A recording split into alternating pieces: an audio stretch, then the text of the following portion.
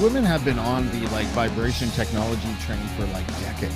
Did he have the legendary wrench that I've heard he has? What's Dean got to do with it? It's not really the dick, it's the balls. Talk with Locke. I knew I'd get it in, James. Frankly, my dear, I don't give a Dean. I'm coming in there with a 2-finger cul-de-sac. I'm going to tickle them pink, and they're going to get a dose of Bonzi. To me, relationships are like a leash, and yours didn't go well, right? No. 10,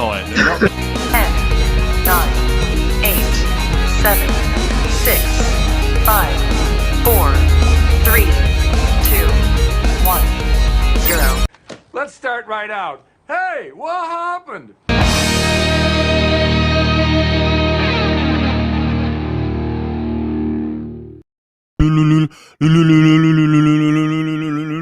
Just keeping the music going. Morning. Hi, everybody. My name is Dean. Welcome to the show. Friday. We don't normally do Fridays, but we're backed up, and we had tons of stuff to get to this week. It's afternoon. That is Lachlan Cross. Say hello, everybody. Hello, everybody. Lachlan Cross, 95.7 Cruise FM in Edmonton, the host of The Locker Room. Chris Rook, our head of production here. And my boy, my guy, Jeff Woods, or as I call him, Woodsy, radio veteran, musicologist, peddler of verbal smut. Ladies and gentlemen, Jeff Woods is here. Jeff Woods. Oh, now I know what you're doing on OnlyFans. See, Woodsy, I thought you had your dick out. I'm sorry. I have a girlfriend with kids. My dick's staying in the pants. Thank God, because you wouldn't be here. We'd be talking to you from prison, wouldn't we? Woodsy, how are you, Super bud? Fine, thank you. Fuck, it's good to see you. I know we kind of caught up a little bit earlier, but professionally, you and I have known each other for better part of 20 years.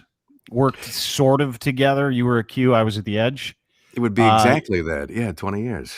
You were always this kind of being. You were a being. You weren't you were, everybody's sentient and everybody's normal. But Woodsy had this air about him when you'd walk into the radio station. Like, I'd go do my show. I'd come upstairs. Woodsy was the program director at Q for a while. And you'd see him and he'd have the ripped jeans, the ass-kicking boots, the wallet that was attached to a chain, which was, the other end of the chain might have been attached to the end of his penis or his belt buckle. No one knew. And he was consistently in the middle of winter showing up with sleeveless rock T-shirts. Do you know why? That guy just fucking does what he does. Let me tell you why I wore those wife beaters, as they were known, less so now. There's a reason why. I was assistant program director from 98 when I got back to Q, and they kept encouraging me to climb that ladder. So I thought, I do not want to be a part of any, club that'll have me as a part of their club, as Groucho Marx used to say. But I did want to rise and become program director, but not on any terms other than my own, meaning I'm going to be me. And if they accept me as me, meaning the wife beater, the flip flops, the whatever, I'll say yes. The Prince Albert that went all the way to your wallet. The wallet thing was practical. I mean, who wants their wallet stolen? That's why you tie it to your dick. That's why. No one's dick, right? Like, you steal anybody, but if you attach it to your dick, no one's taking it. Good job, Woodsy. I had no idea. Really cool. So, but you and I worked together for a while. Jeff is like, if you've known Jeff, if you've run across Jeff like you have, Locke, you know that he is kind of an enigma. We talked about you on the podcast before. It's like, every 3-4 years, Woodsy would be, at a radio station in a different part of the country. And I just thought you got bored of shit real fast. And that was kind of why I thought you were an enigma. I'm like, Woodsy needs action. That's how I thought. I'm like, Woodsy's in Vancouver today because he needs the action. Well, Woodsy's in Calgary now because he needs the action. But you literally are one of Canada's greatest radio assets, and you've traveled the country, right? Like you I don't know, vagabond, is that a good word? Former Yeah, vagabond? yeah, that could be. But you know what? I learned early on, and probably in college, radio, 83, 84, 85, you have to move to improve, particularly in radio, in entertainment generally, but radio especially, because you start out in some shithole town, although I didn't. I started out in Halifax, which wasn't so bad. But you know what? You had to move to well, come on, Lachlan knows this. He's moved a few Yep. times, right? Yeah, I did my tour of duty, I guess is what they call it. But also Woodsy was being flown all over God's green earth to interview bands and stuff too, right? How do you guys know each other? We were both on that list. Woods got way more than I did, but I was on a list of guys that they went to the record companies back in the day when they did the world album premieres. Oh, yeah. And so they would send us to wherever, and we would interview bands, and then we'd go back to the radio station and we'd cut up what we had and make a 1 hour special out of it. And then it would get shipped across the country. So there was Alan Cross, Jeff Woods, my name was on that list, Chris Duncombe. There was a handful of us. And if Alan Cross couldn't do it, I might get a call. If Woods couldn't do it, I might get a call. Like I was like the taxi squad. But so Woods was shipped all over. You've probably done hundreds of them, haven't you? Yeah, it's Jeff? true. It's true. New York, Los Angeles, Chicago, Boston, London, yeah, Vancouver. I was lucky. Alan typically got the newer bands, and I got all the classic, legendary bands. And then they'd sent me to see some new bands too, because they knew I had an interest in it. It was fun. But did you get into radio because you love music? Yeah, that was the thing. You know, I wasn't in to be a comedian, evidently, but it was music that was the love. It was either be a musician, which I didn't have the confidence to do, or go on the radio and play musicians, play their records. It's an excellent excuse to hide a drinking problem or a drug problem as well. I find radio. Both of which I did I mean, too. Thank you. You can really love music, but you can also be trying to mask the fact that you have a really bad substance abuse problem. You're not far off, because Woodsy and I don't drink anymore. And Woodsy and I were talking about it before we got on the podcast, and he doesn't drink anymore. And the reasons are eerily similar. Only took 55 years to figure it out, but you know, I had my first, drink like a lot of kids did when your dad said, "Can you get me a beer?" Because he just cut the lawn and it's hot out, and you'd always get the first swig, and then the first swig became half a beer, and by the time you're 12, you're drinking beer. Mm-hmm. Yeah, it's good. Your parents my age too. Yeah, yeah, but Locke's parents didn't have enough money. They say, go to the garage and get the box with the green shit in it. We're making brownies. For some reason, you're smoking weed. I don't know. But that substance thing, you bring it up, Locke. We've never really broached the subject. We kind of dance around radio. We don't really talk about radio because it's a dying industry, but there are great radio stories. And some of the great stories from radio, almost all of them have to do with substance abuse, right? The things you did when you were wasted. Every story that I tell about radio has something to do with doing drugs, not me, drinking, for sure me, sex in weird places, a little bit of both, like your office. Yeah. But really, radio, that was like a creepy laugh, Woods. But really, radio, I don't know. Do you think it attracts people with substance abuse issues, or do you think it fucks people up and gives them substance abuse issues? No. If you were born in the 60s and you came up of age in the late 70s, in my case, some later, some earlier, it came with the scenery, because let's face it, there was a culture of alcohol in the 70s. My dad had a bar in his office. It was Mad Men extended into the 70s and through the 80s. Booze was part of the world, wasn't it? Yeah, but you know what it seems like? It seems like, Jeff and Locke, I could be wrong, but it seems like it didn't matter, because my dad didn't drink when I grew up because he couldn't, right? And so I didn't really even drink till I was like 24, 23, 24. Because I just didn't really, it wasn't around. No one drank. Everything was fine. I didn't know anything else. And then all of a sudden, alcohol. Locke's got to leave for a second. He'll be right back. Alcohol, and I found it, and then all of a sudden you get into radio. right? 25, 24, 25, same age. And everything you do in radio, if it's an activation or an event, you're always drinking. Well, you know why. You're buying people drinks. You're told to buy people drinks. The events you go to sponsored by alcohol companies. And so you have to drink their and it's not like no one's forcing you. Like no one's saying, here, you have to get wasted. That was all me. But the culture itself is a party. Like that's what radio was. It was one of the main reasons, I think, from my experience, being a $10,500 a year employee at a really good rock station in 1985, was that the compensation for paying you nothing was to send you to rock shows, which you would have gone to anyway if you weren't in radio. Yeah. And the bar, so happy that you plugged their show and it sold out, they fed you free drinks every time you went, and it was easy to become alcohol dependent.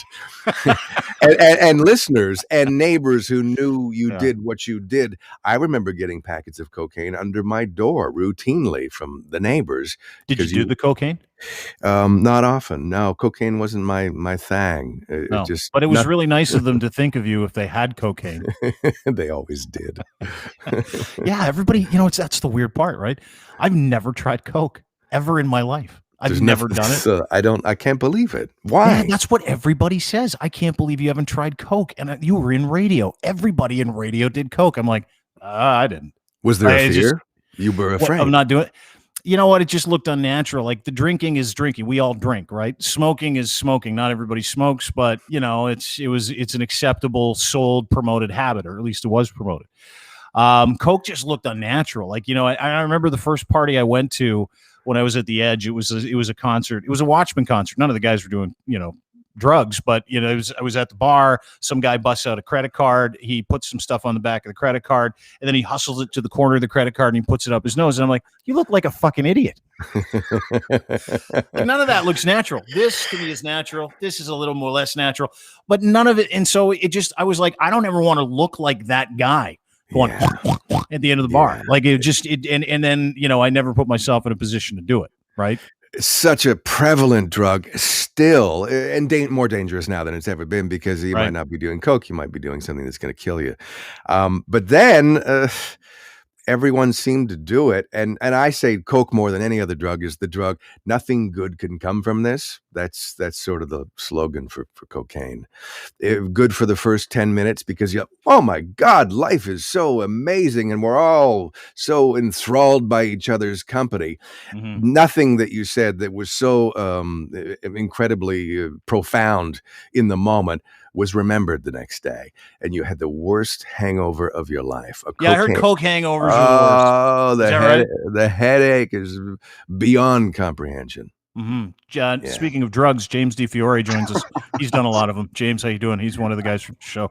I did that on purpose. I was like, I'm going to tune in and see what they're talking about. And all I heard was cocaine. I'm like, okay. Well, we're talking. You know what we're talking about? Because we're talking about the drug culture, the drinking culture, the party culture in radio. Jeff, I worked with for a long time. He's a massive radio veteran. He's a guy I looked up to in the industry, still do, as far as being a really solid communicator. And we're just talking about how he doesn't drink anymore. I don't drink anymore, and because it was the culture of radio, is this party culture, right? And he was just telling me about coke hangovers, which I've never had, but apparently they're terrible. They're laced with guilt and shame. Like honestly, I'm not even joking. Once you go down that road, and that's kind of one of the reasons why I don't drink alcohol anymore, is because I've never had the urge to do that without being drunk ever in my life, not once. And you wake up and you're just like, and literally you go through this cycle, especially if you have a habit, you go through the cycle where you're like, oh God, oh, what did I do last night? Oh, the things that I said and did with that person. Oh my gosh, I would never do that. What is wrong with me? And then you roll into 1 o'clock and 2 o'clock. You're like, yeah, I still feel pretty bad. And the next thing you know, it's 10 o'clock and you're doing another rail off the bar and you're like, how did I get here again? It's the worst. And shame is the number one thing that related to booze for a lot of us. Self-loathing. And it really prohibits you from moving forward with all the projects that you could do. But the self-doubt is debilitating. When did you? Okay, so you were 55. Is that what you said when you quit drinking? Yeah, 2.5 years ago. 2.5 years ago. What was the impetus for that? Like, was it a moment? Was it a thing? And how much were you drinking up to that point? I would drink 3 or 4 evenings a week, kind of a weekend warrior, but that extended to Thursdays and then Wednesdays. And it was like it was nothing to have 7 or 8 or 9 or 10 pints of Guinness, which seemed normal at the time. Fucking sucks when guys like you are able to drink 10 pints of Guinness and remain skinny and look good. I was putting on weight actually, and I was bloated. When I look at pictures of myself from 5-6 years ago, totally bloated in the face. And no my big deal, stepkids, dude. It's just your liver. I would go get liver tests and be amazed that I wasn't destroyed by it. But I just didn't feel good. And the hangovers get worse as you get older, as you guys know. Sure. Yeah. But I met a girl, and she had 3 kids, and one of them was 7 at the time.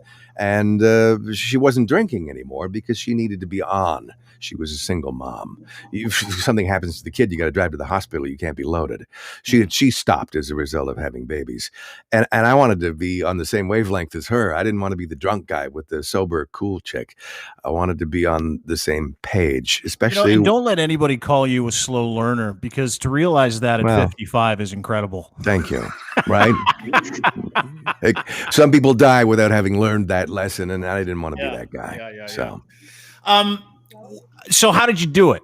Right? Because we sit and we kind of talk about it, and not drinking, and it's a fucking hard thing to stop. Drugs, drinking, when you're an alcoholic, or you're using to cover or medicate. Like, that's why we all go down that road and become that. But like, a lot of people don't stop just by saying, I can't do it anymore, or I got together with a girlfriend. What did you do? Did an inventory of my life, and you know this. You've met one, and one that was almost. I was engaged 5 times, married 4, divorced 4 times. Hey, that's also radio's fault. Well, no, it was all my fault. It was really all my fault. It had a lot to do with. I always say, combine low self-esteem with a lot of alcohol. Yeah, and you're gonna fuck up. And you're going to fuck up again and again and again. My esteem improved over the years, and stopping drinking made everything that much better. So I just said no more. I literally said no more and stopped, because I wanted to be with this girl. I didn't want to fuck it up anymore. You know why? Here it is. She had 3 kids. I'd never been with someone who had kids before as a girlfriend. And I thought, I'm not going to mess around with a woman who has kids. It's not fair. It's not cool. It's not honorable. So that's why I stopped, and I never drank again. And first of all, that's incredible, because there are so many people that struggle with substance abuse, whether it's alcohol or whether it's Coke or whether it's MDMA. I don't even know what that is. I think it's pretty sure it's acid. I don't know. It's ecstasy, Dean. Thanks, Jamesy. James is like the big bucks, buddy. My drug fact checker. Yeah, I think it's the only drug I didn't do. Yeah, and knowing you, I'm shocked that you didn't do that one.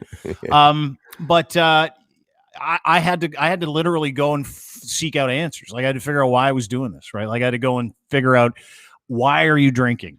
Because you're miserable. Why are you miserable? Because your life's expectations have either been taken away from you, or you're playing a fucking victim. So you got to figure it out, right? You can't cope with life by numbing it. You can't cope with life by staying in one place. You got to figure it out. And so, there's a number of things that I had to put in my life. Like, I listened to your story and like, I just said, that's enough. I'm like, fuck Jeff Woods, because I spent a lot of time in church basements for like a year. Talking to people, asking questions, trying to find stuff out, and a ton of time in therapy, which is tremendous. Psychotherapy too, not like just the general counseling, like someone that's able to put you in the hospital if you're truly a fuck job. And then from that, you get a little confidence, and then you're past a year, and all of a sudden, the issue of drinking stopped being my issue. Like, not drinking. What it was is, I need to figure out what kind of life philosophy I'm going to live by now, right? I need to figure out what makes me happy. Was there a point before you stopped drinking where you're like, I'm just not a happy guy? Absolutely. It's the failure in your personal relationships. Work always went well. I could pull myself together long enough and put on enough of a charade that hid all the other personal crap to go to work and do a good job. And you could do that largely too, right? I never drank during the week. See, I was like a weirdo. I was one of those guys that got super hosed on weekends. And I would say to people, listen, if I didn't do mornings and if I didn't have a high test job and if this didn't matter, I'd be an alcoholic. Right. Well, guess what happened when I lost my job? I started drinking, and then I got another job and I kept drinking, not during the week because I was like, I still have to be accountable to my work. Like you're like, I got to put it together tomorrow. Right. But Friday was always in the back of my head. Saturday was in the back of my head. And if I didn't get 9 bells wasted on both of those days, I considered the week a loss. When I made love to the girl that I'm with now for the last 2.5 years, I had an epiphany. You know, I don't think that's what they call it. I had a few of those too. No, but I realized that this was extra special, and to hold on to this, I had to shed the shit that I was hanging on to, which was substance and which was old habits that didn't work, and I didn't want to lose this thing because it was profound, meaningful, incredibly so. It's as meaningful now as it was 2.5 years ago. And I can't see that changing if I stay on the straight and narrow. And it's not a struggle for me. I don't want to drink. It's not even part of my thing. I quit smoking at the same time, cold turkey. It was easy because when you're low, I mean, I'd reach my bottom, to your point about going to AA meetings. I went to a bunch myself. I'd sit there not knowing anyone. I didn't get up and speak, but I would burst into tears because all those layers of shame and guilt, as James put it, were stacked up so high and strangling me that I realized if you can cry at a meeting that you're not even really a part of, there's something deeply wrong with your psyche, and you need to find a way out. And to your point, psychotherapy for 4 or 5 years, it was wonderful. Good for you. I was wondering, Jeff, if you have an opinion on your work and how well you did your work before and after you quit all those things. Like, because I remember nailing things when I had no business nailing things. Like, I remember, selling a client on a commercial that I ended up directing, and I would be on no sleep with with a white substance hangover and thinking to myself, this is going to be a disaster. And and then them telling me that I nailed it. So there's this false sense of security. And now that I don't drink or do any of those hard substances or anything, I feel like I am so much more grounded and so much more effective now than I was when I was getting praise, even though I was high. You make a great point. I think that you look more closely at the work you do. When people are around you saying, that was great, whether it's people who are listening or people whom you work with or people that report to you are saying, that was really good. And you go through a bunch of years of that. And then somehow when you stop doing the bad habits outside of work, you start looking at the work more closely. And when I did that, I realized I wasn't challenging myself to be better. I was doing the same things the same way over and over and over. And then I decided I wanted to be better than that. If you're not looking at yourself really closely, you're not becoming better. Somebody once said, J.J. Johnston, I have a love-hate relationship as I think back to my memory. That's our old boss. That's our old boss at Q and Edge, yeah. Right. But he said something that was profound to me. You're either getting better or you're getting worse. There's no in between. So momentum is a good thing when it's going the right way and a shitty thing when it's going the wrong way. Make a decision which way you want your momentum to go. Yeah. Right. It's kind of fortuitous, maybe is a bad word, to be having this conversation with the guys at this table because, we have everybody's got a journey. Everybody's been traveling. This life is transitory and temporary. That's the one guarantee we have in life, right? That this is going to end, right? We're going to die, for fuck's sakes. Jobs are not going to remain the same. You're going to move. You're going to have different girlfriends, different relationships, different wives, different husbands, like all of those things. And what's been fascinating is talking to people like you, and I talk to a lot of people that are in radio or just on the outside of radio looking in or in the entertainment industry. And I've been fortunate because they ask the same questions and they're kind of covering something. The alcohol and the drugs are a symptom of your unhappiness, right? It's what you're using to try and, numb these feelings of not being adequate, not feeling great about yourself, all those things. And the work that I've done has led me to this point where, I've realized that the perspective that I had was how I was viewing life, right? And the perspective that we have is all fucked. Everything. Evolution says that your brain will lie to you every day to keep you safe, right? It's going to tell you things. It's going to say, here's what you want, here's what you need. And in those two words, I've been able to sort of kind of piece together that what I want isn't necessarily what I need. Do you know what I mean? Like what I want to do is go get 12 bell drunk half the time. Not anymore, but I used to. Now, what would happen? Play the tape forward. It ends. There's a point where it stops. There's a point where you get hungover and you got to do it again. But I was motivated by external gratification, right? Because we're taught to not just in radio, but in life, be successful, achieve success. What does that success look like? It's money, it's fame, it's power, it's influence, all those things, right?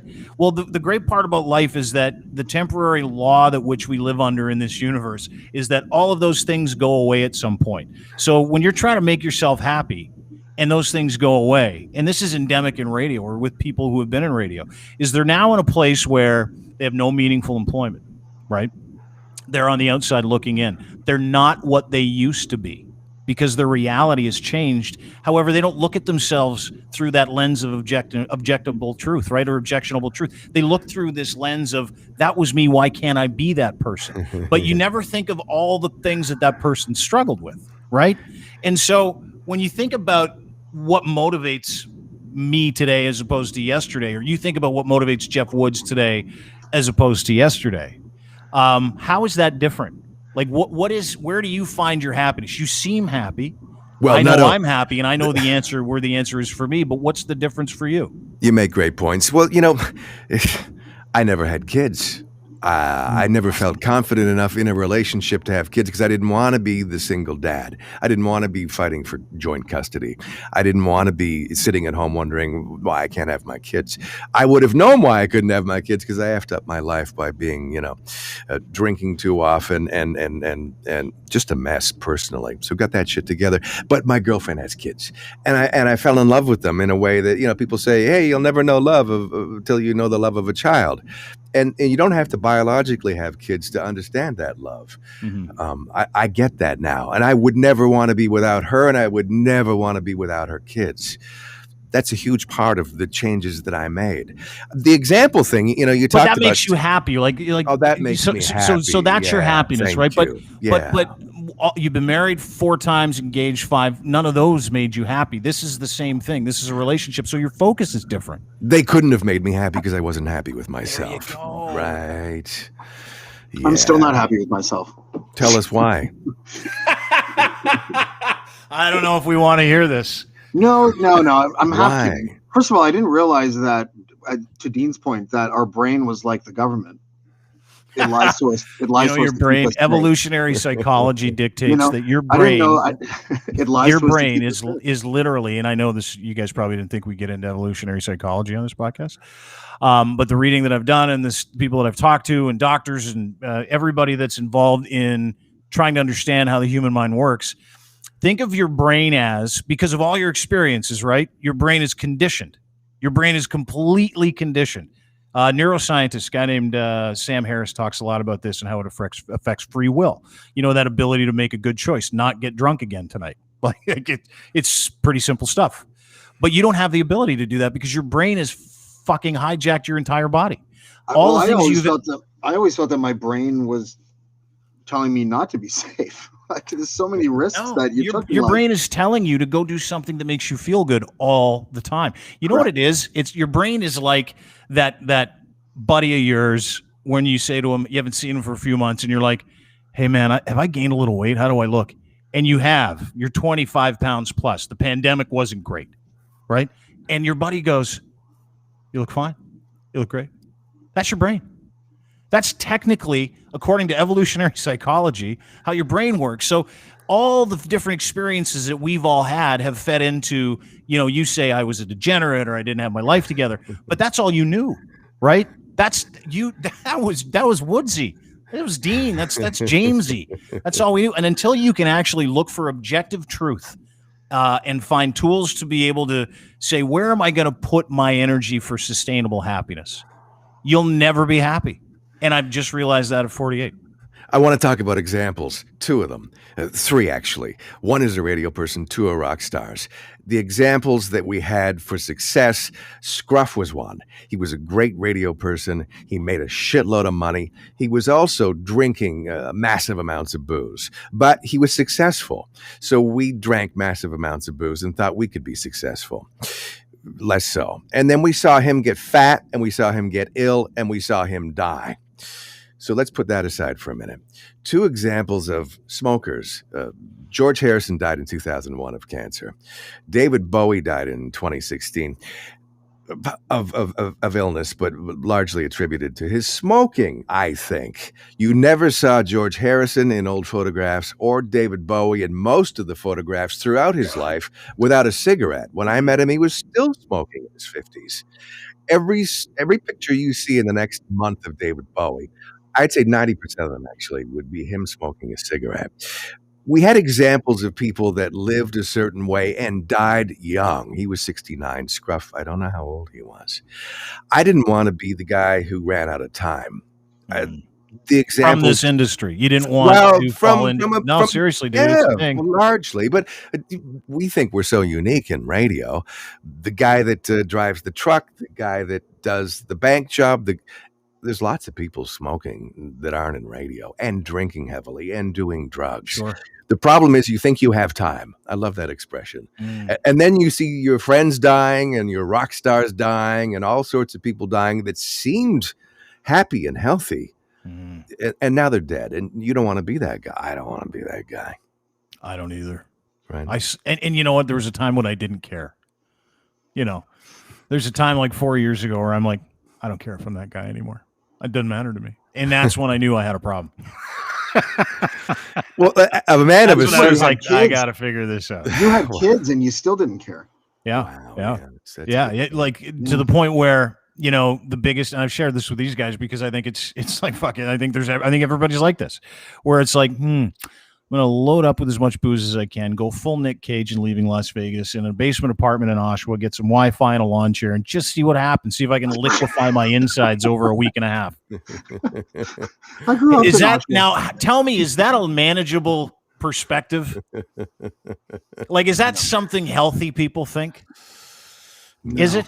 I don't think it is. No. I don't think it is. And you know what? The fucked up part, Jeff, I don't know if you're like this or Jamesy, maybe this is something you're working through. It was all me, but it was everybody else's fault, right?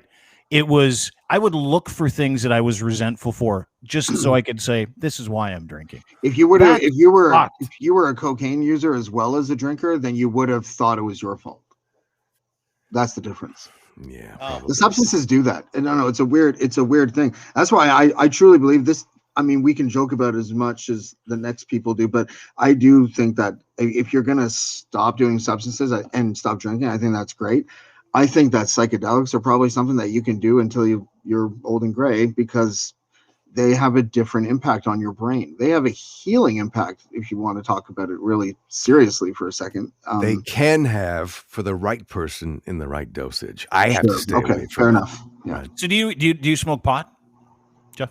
I do about once a week now. It used to be a daily thing where I needed to change my mood, because when I got grumpy, one little haul of a joint made me very happy. I get grumpy less now. So maybe it's once a week that I do that thing. And literally the power of the pot now, as you guys have heard or know personally, I'm high. I'm high with that, literally. And that's once a week now. When I get I get edgy and grumpy, as the kids would say. Done. Mm-hmm. Good.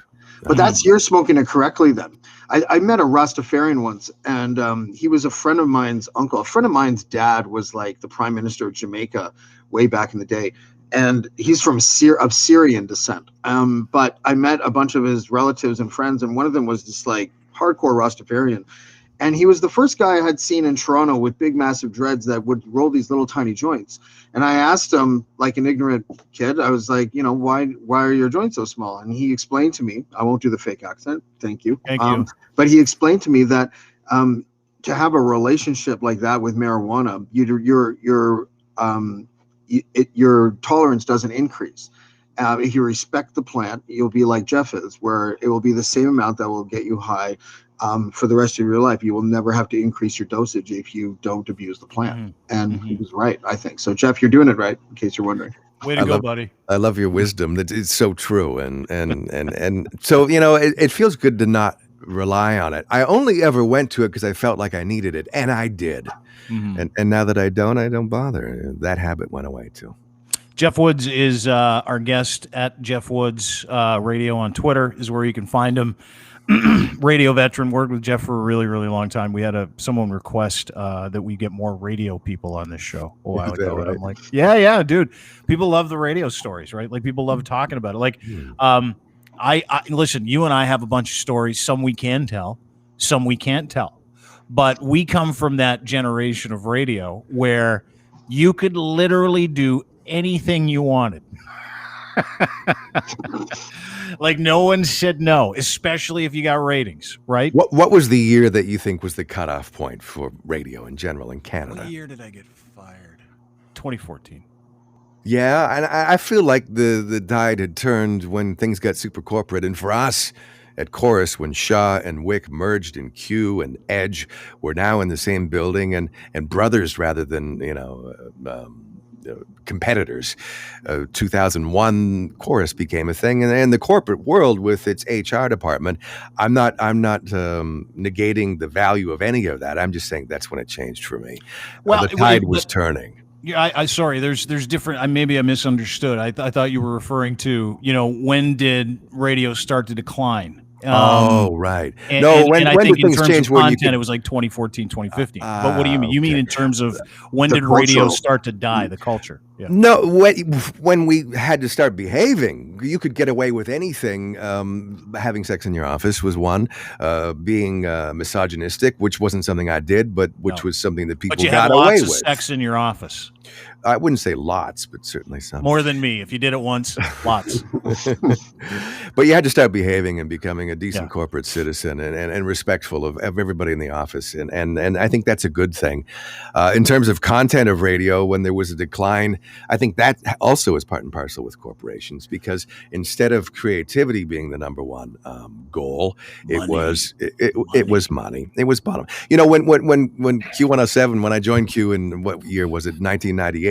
I think we were probably billing from a sales standpoint revenues of somewhere around $12 to $14 million, which when you're not a corporation, there was profit there. People are like, "Oh, we're making 12% profit. This is good. Everybody's happy." 60% margin. And then when you need 40 points as a corporation to satisfy shareholder returns, suddenly content was less important, right? Yeah. There he is. Sorry, we just watched Locke open a beer, and James, who doesn't drink like literally. There's no literally point a milk carton full of apple juice. That's right. 25% of Locking you bad influence you. Participants. No, I bet you. So to your point, when did radio? Because radio is a dying industry. Listen, we all know this. We're radio people. Right. Terrestrial traditional radio is a changing industry. The content, talking, playing music, talking to musicians. Thanks, Woods. These guys are fucking selling me down the river every time we do a pod. It's a changing industry. It's not dying. Everyone still has a radio. Yes, they obsolete, do. Dying. They use these really fucking harsh terms. So what do you call it then? Because now a word from a has-been. Go ahead, if who's still working. For some strange reason. I don't know why that industry obsolete. Well, when revenues are decreasing and costs are increasingly cut, it is definitely a changing industry. Well, that's my question, right? Like a lot of different people that I speak with about radio, and I get it a lot. Do you plan on going back on the radio? The answer is no, and it's an emphatic no. Because you can't do this on the radio. He's going to be doing a morning show in Penticton soon. No, he's not. I have a radio show still, and I love doing that show. I can't swear on it, but that's okay. I'm not saying radio is awful. I'm saying radio is wonderful. It has its place, and a lot of people love it. But if there were 100 people working at a radio station yesterday, according to analytics, there are now 5.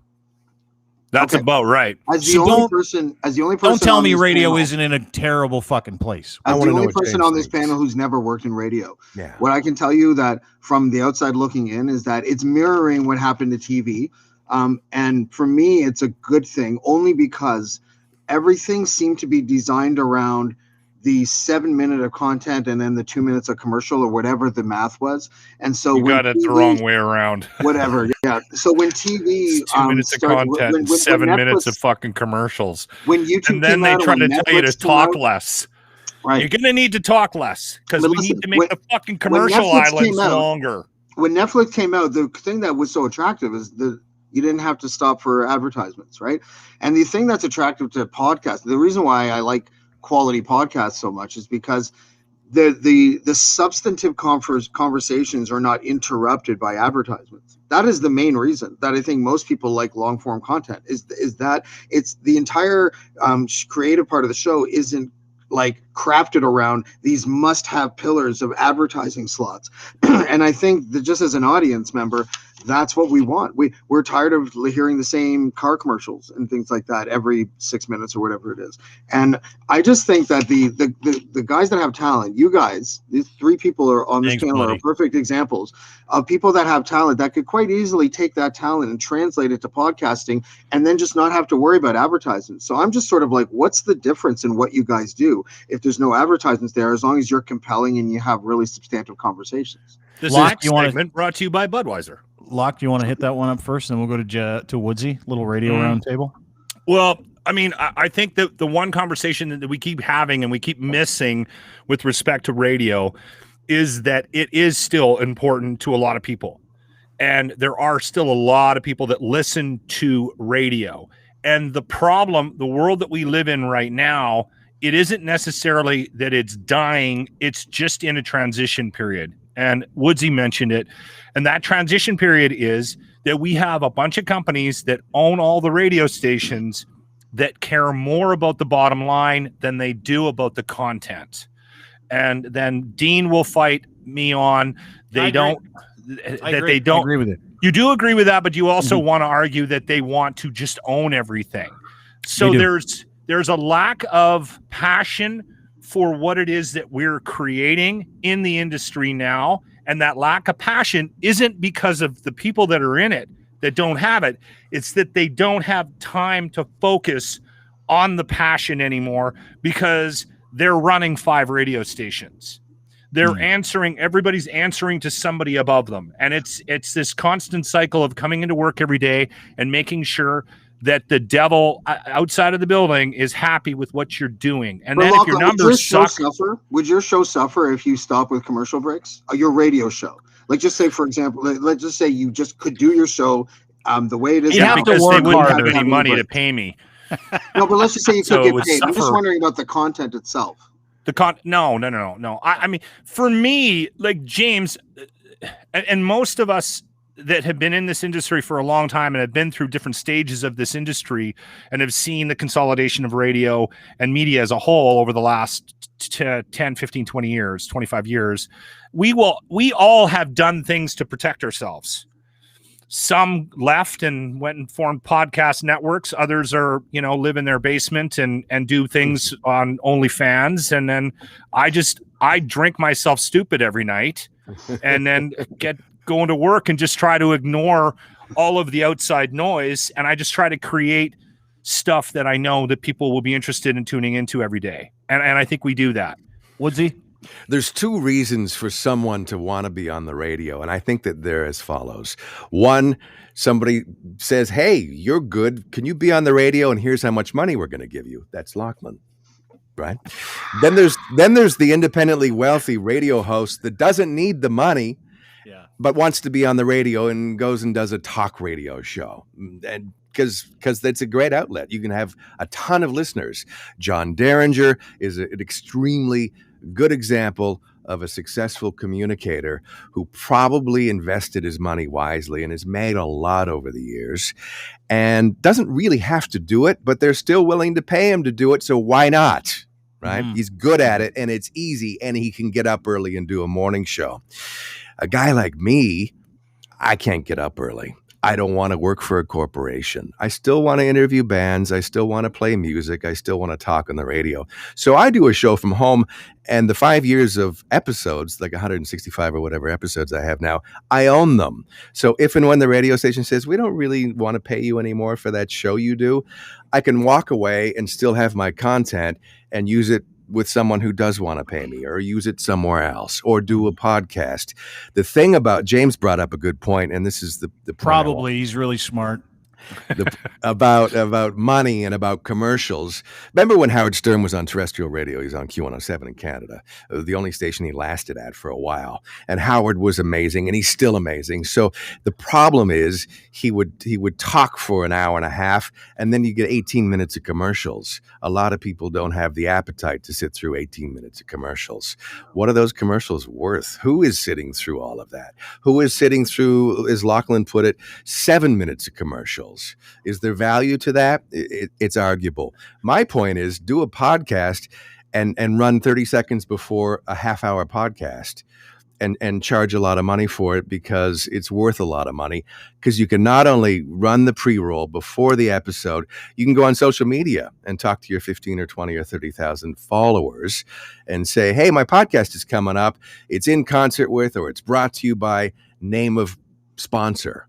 Right. With a link to the sponsor. So we've gotten more creative at how to make money doing these things without having to rely on the traditional 30 and 60-second commercials that radio uses. But podcasting is sort of at the stage where independent music has been for a number of years. When the traditional sort of structure of the music business started to crumble around its ears in the late 1990s, early 2000s woods, everyone thought, this is it. This is the time for the independent music scene. They're going to take over. Well, they really didn't. They still sort of hung their hats on the possibility that they would get signed and make money from a record company, right? And not only that, I think after a while, everybody realized, well, the independent scene isn't going to actually flourish because bands they're fucking idiots. They're not business people. So They're you're just saying musicians. you're saying that basically everybody on the outside, and I don't disagree with your logic. You're saying that, people that were in radio or not on the radio, not having that affiliation with a name brand or a mainstream media, are all independent bands right now. Exactly. And they're into podcasting, and we're slowly learning how to monetize this thing, right? And again, it's podcasts are going to be all supported by product placement eventually, like your hat and Jeff's T-shirt. Those are the really, like, for podcasts that are primarily viewed online through video. I don't think they're going to have a title sponsor and product placement. That'll be That doesn't work. That doesn't work. Brought to you by Stealth Vaporizers.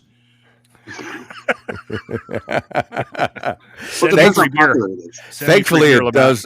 Thankfully, it does work. I've got Blue Mountain Village Association up here. I've got the town of Collingwood. I've got Heritage Spirits. I've got all these guys that want a place to extend their brand to reach their audience. Right. And maybe they can't afford the big radio station with the expensive commercials. So a number of podcasts that have this audience on social media too, that extends their message to a lot of people that otherwise wouldn't hear it. It's working. It's working.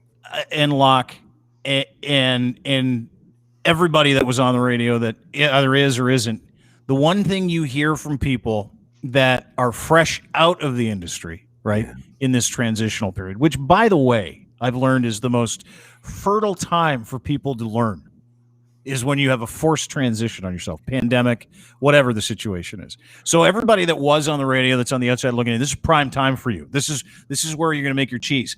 But when I talk to those people, and we got flooded with phone calls, we took on some people that, lost their jobs in media, and it's wonderful. They're fucking great content providers, and they're allowed to do their thing. But the one thing that everybody says to me when they call is they say, how do I start? Like, like people are so bereft of not business guys, Jeff. Of how to sell advertising. Do I need a microphone?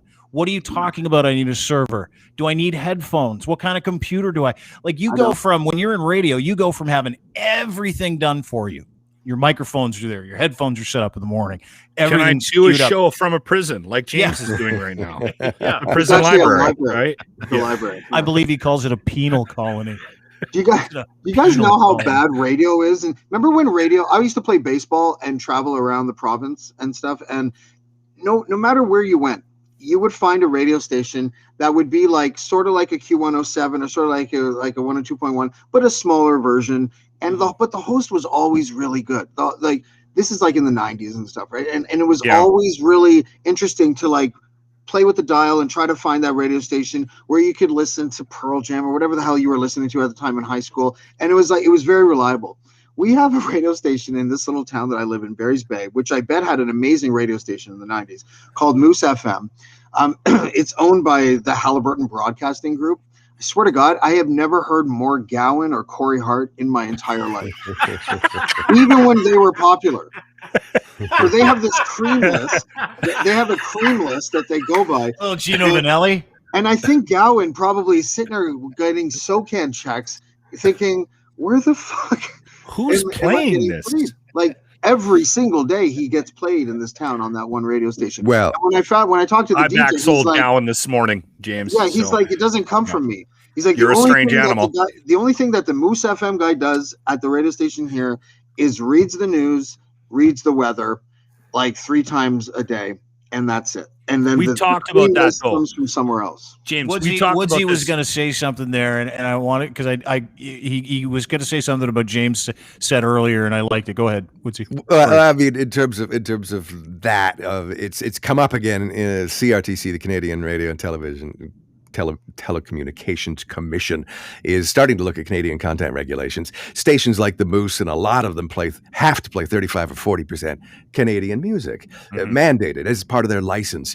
And that is being challenged for the first time since corporations took over radio. CAB is challenging it. First time in 45 years, by radio, to maybe go to 25%, which would seem more reasonable. So you'd get, 20% less Gowan, I think, at the Moose when that happens, effectively. That's still 100% too much Gowan.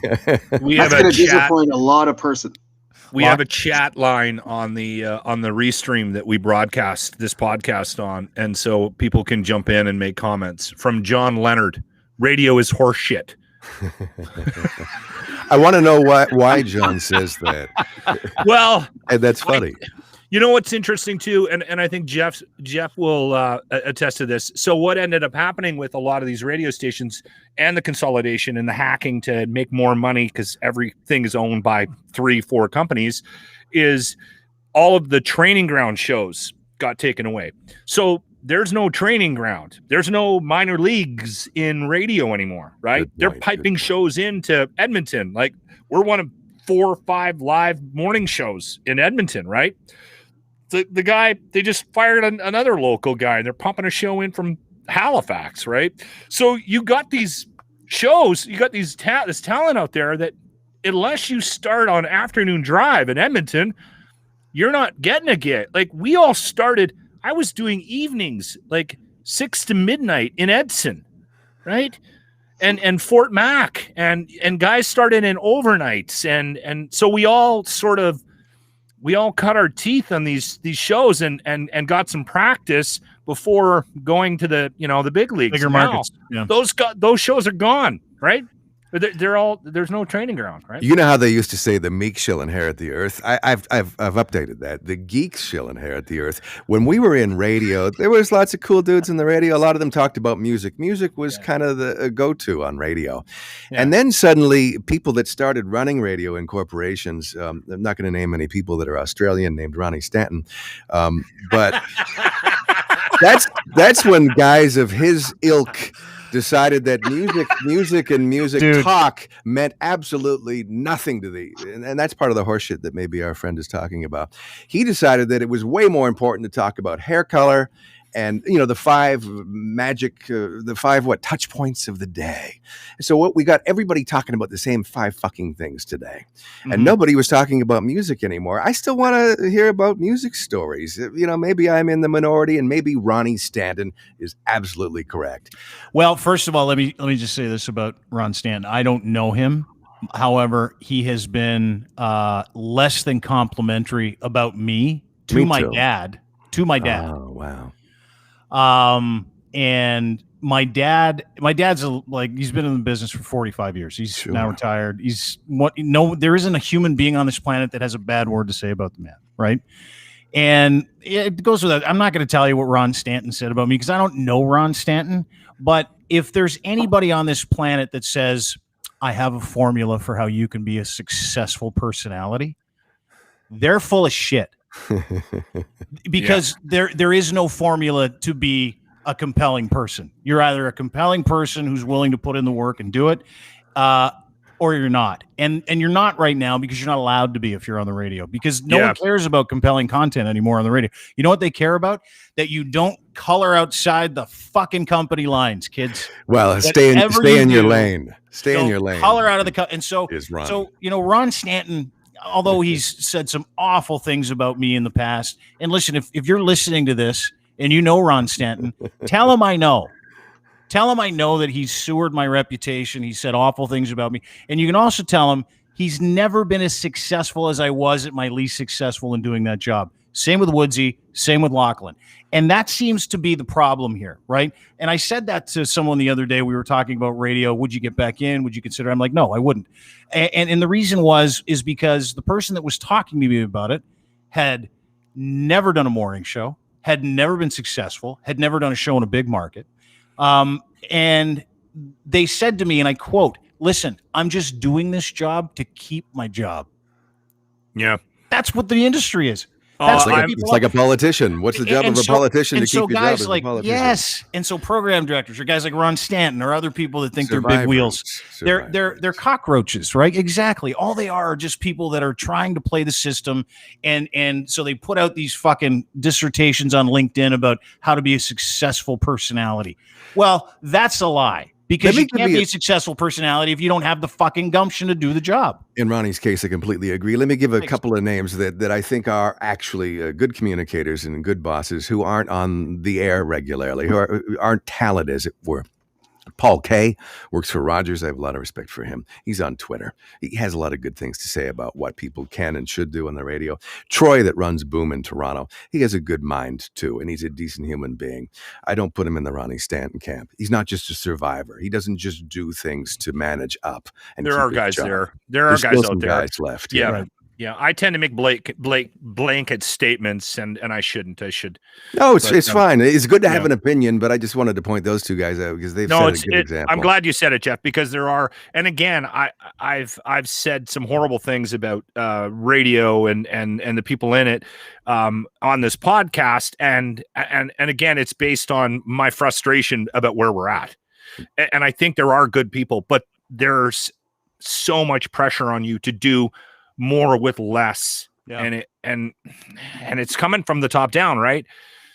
And a lot of people are just surviving, and it's so sad to see to watch some of this talent just sit there and just get crushed. Well, and then to try to translate everything they've learned from the radio to podcasting. Listen, this isn't easy, for radio guys that are used to speaking in segments.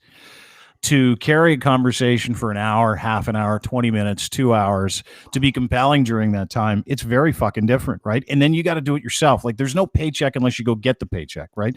So in that capacity, you've got so many different radio people now. And I loved how you kissed program director ass there for a bit, Locke. That was sweet. It's a good protective move. Yeah. He loves how you pointed that out, Dean. Yeah. A little bit of little bit of it was just being fair, wasn't he? And I'm a free agent. I have no interest in going back to a corporation. But that said, if somebody called me tomorrow and said, we have this job and here's what it entails, blah, blah, blah, blah, blah, and it looked attractive, I'd have to weigh it and say, maybe that's something I want to do. Not bloody likely that it will happen, because I've become known as someone who kind of wants to do his own thing on his own terms. And that's why podcasting is so great. But the thing is, Jeff, please. The funny thing about what you just said was you've always been like that. Yeah. Even when you were being paid, we used to call him the radio gypsy. Professionally, he was known as the radio gypsy. And I'm like that as well. And it's funny. I get more entertainment out of jumping on podcasts with Dean, with people that I've either been in radio or haven't been in radio. And then we start doing our thing, and they're just fucking wide-eyed. Like they're like, what is going on here? It's because it's real. I don't know what it is. We put this box around us. Dean did it years ago. You did it years ago. I did it years ago. And people go, well, how do you do? It's just, you just kind of, you lock in and you do your fucking thing and you don't worry about what everybody, there's so much angst in this business right now. Everyone is, we had Mel on it. She was talking about people sending her notes about that's unprofessional. And I'm like, oh my God, don't listen to that shit. I'm like, what are you talking about? Morning shows. If somebody fucking sent me a note from radio and told me to do something or not to do something, holy shit. Morning shows are a special thing, though, because you guys get to talk more than everybody else on the radio. The midday, the afternoon, the evening, the weekend people, they get a 40-second slice every, 10, 15 minutes. So that they can't become great communicators when they have 40 seconds to talk. They either need to do a morning show or they need to go and do a talk show. To Dean's point, can you talk for an hour and a half a compelling way? Probably when you've never done it. Yeah, that's right. And I was going to say to Dean's point as well, Jeff, is that I think Dean, I think you made the transition really well, because I can't for the life of me imagine the reverse engineer version of that, which would be Joe Rogan doing a radio show. I can't. And talking for 40 seconds. Yeah. It wouldn't make sense. Oh, this is a different him 40 beast. seconds to roll his joint before he starts talking to his guest. This is a different beast, man. And it's I'm glad Dean gave me an opportunity to jump on here and do this. Would you stop kissing ass for once in your fucking life? He's not good at it, though. Am I not good at it? You're very good, but I don't think he's kissing ass, because he tells me this in private too. He doesn't just save it for because it's an education, right? And really, honestly, that's where we are. Like, we're at that point where everybody in radio that's kind of migrating out, or if they haven't, they got to start thinking about it. Like, you got to start thinking about how I do stuff. This is a different animal. This is a different animal, and you need to approach it differently. And you prep differently for this than you do a radio show, right? And it's a different mindset. And again, I was talking to somebody about, somebody in radio was watching this yesterday and was asking me questions about it, right? Because a lot of people in radio are curious about what this is and what this means to their career down the roads. And I was saying, I'm playing a different role on this thing than I do on my radio show. So I'm I'm flexing a different muscle. So for me, it's not just an opportunity to build my brand, right? This is also an opportunity for me to work on something that I don't get to work on during my, my day job kind of thing. Right? I always thought that that podcasting as a beast was an easier one to tame, because I'd never been in radio. So I always approached the podcasting thing, I'm just going to be myself and I'm going to have a conversation. James, you would have been great on radio. Awesome. I've said it before. If it's not compelling, then I guess I won't do this anymore. But it feels like it's working. And I don't feel like radio feels like this. And welcome back to 102.1. This is James. And I just don't feel like a normal human being when I do shit like that. Right. But I don't disagree. A lot of people do sound that way. And I'm accused of sounding that way too. No, formal. This is just you, dude. This is just you. I've said this so many times. You just sound like Satan. Yeah, I know what Jeff sounds like. He doesn't turn me on, but I bet you he turns a lot of people on. With I've got a bit of a wood. I'm pushing cloth in my pants right now. Before we go to that subject, because it's a subject I'm very passionate about. Yes. Wood. This is why my wife doesn't watch the show, by the way. Yeah. When I listened to Howard yesterday, Howard Stern, who I have a great affinity for, not only because he's super successful and the most successful of radio people that we've ever known. But he's evolved. Yeah. I stopped listening to Howard only because I was really hooked on a lot of Sirius XM music channels like 34 and 35 and 28, blah, blah, blah. And Outlaw Country, and I could go on. Sure you don't want to list a few more? No, I just love them. They're more recommendation. I don't need to plug them because they're not paying me to do so. It's just recommendation. But Howard's on Sirius. So I finally went to Channel 100 2 weeks ago, and now I'm hooked on it. Because it's Howard. And I realized how much he had evolved since I listened to him on Q107 in the late 1990s. And they had to let him go because corporations can't have people talking the way Howard talked. But he's just a great communicator. But he made a point about podcasts, and he's like, here's the rub. He goes, at radio, you had a report card. You had ratings. And if people weren't listening to you, you didn't have any ratings, and they got rid of you. And if people did listen to you, like Lachlan or John Derringer, they kept you and paid you more money, or kept paying you the money they were paying you. Podcasts, here's the Hold rub. on. Did you get paid? I got a couple of bucks. Here's the rub. Here's the rub with podcasts. We don't tell anybody how many people are listening to our podcast, how many people are subscribing, downloading, and then listening to the downloads. Nobody knows how much we're charging for our advertising around our podcasts. We just do them, and we hope for the best. Now, you guys know what happens on your podcast and who cares and who listens and how much money you make. There's a lot of podcasts that have 9 people listening. So all these radio people that are exiting radio, not of their own choice often, they get a microphone and they figure out how to do it and they do it. Some of them will always have 6 people listening. Some of them will have 60. Some will get to 600. Some will get to 6,000. Not many will get to 6 million or whatever Joe Rogan has. It's a tough game. 30. So that's a question. He gets 1 billion downloads and listens per year. Yeah, There you yeah, go. but that's all micro content too. It's misleading. It's not per podcast. Is that It's not one clips too? Oh, I It's didn't know micro content clips. Anybody that's interacted with the video Still. or the audio, it's like 1 billion or whatever. I can't But of remember. course, people will give him tons of money for product placement, to your point, James, and they'll give him tons of money for all kinds of advertising. So speaking of which, Back to you've Wood. had to do stuff that everybody's had to do. I've had to do it. Everybody's had to do it. That's not in the game. You got to make money. You gotta generate income. You got to find ways to sell not just what you're doing, but then you got to get outside your ego and get outside yourself and go, okay, I got to do this something else. Like, what am I suited for? And Jeff, incredibly, joined OnlyFans. Now, I never would have believed it myself, but I did a couple of weeks ago. As soon as you OnlyFans. say that, I just picture Jeff masturbating. Go on. right? I know. Oh, me too. I was This like, I'm not capturing and sharing. You got the This right I'm not last doing. name, Jeff. That's all I'm saying. Right? but you're not. People use OnlyFans for all kinds of stuff. Traditionally, they're all naked or getting hammered by a double-ended dildo. Not Jeff. Jeff has. There's a lot more of what do you the call not it? getting hammered by a double-ended dildo on OnlyFans now, though. I did not know that, but There's a lot of yeah. it. There's a lot. There's of, a lot of. So what is stuff it, on there. Jeff, that you're doing on OnlyFans? Because I love this. By the way, I would never do it, but I still love it and respect that you're doing it. I have mad passion my whole life for erotic art. My whole house is covered in erotic art, be it paintings, drawings, sculptures, carvings. I just collect that stuff. You know, the Berlin Sex Museum. Is it tough to explain at a dinner party? No, Why there's not- a woman over there getting 69 on top of your credenza. Well, I don't go quite that far. Okay. I keep those to the upstairs of the house. Those Okay. paintings in Okay, particular, more like a Modigliani or a Todd White, which is less erotic, but still a lot of beautiful women. But that led me to writing erotic stories, because I have a passion for writing. I mean, I wrote a book that was nonfiction about my life in radio and records, and it did really well. But I wanted to extend that and write some fiction that was peppered with maybe some real life stories I'm not telling. So I've started to write short stories that last maybe 20 to 25 minutes as spoken word, as narration. And I thought, well, I got a microphone. Maybe I'll read these into a microphone and I'll put them on OnlyFans.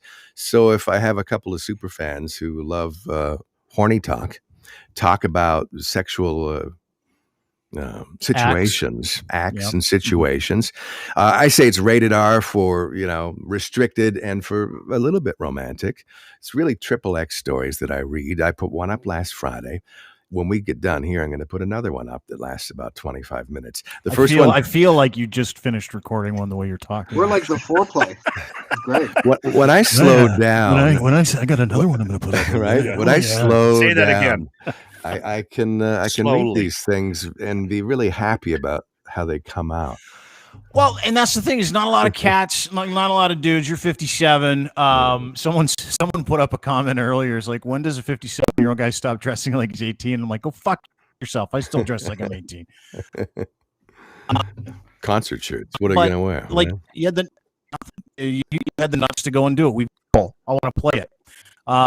Chris, if you've got it, this is what do you call it? Is it pillow talk, horny talk, dick talk? What is this? What do you call it with Jeff? Jeff Wood's Wiener bedtime talk with- stories. Did you hear how he said that? Jeff Wood's bedtime.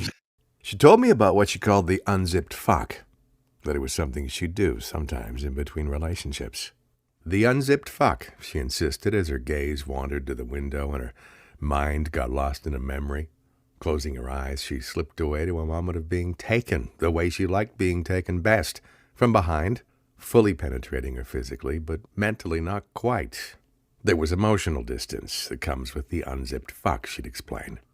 She'd say, pull harder, and he gripped and pulled upon her hair, and harder still upon her commands. And she dared him to thrust as hard as he could, too, because for her, the unzipped fuck was meant to challenge the body, to push the heart rate, to open the throttle up all the way. She delighted in his enthusiasm to please her.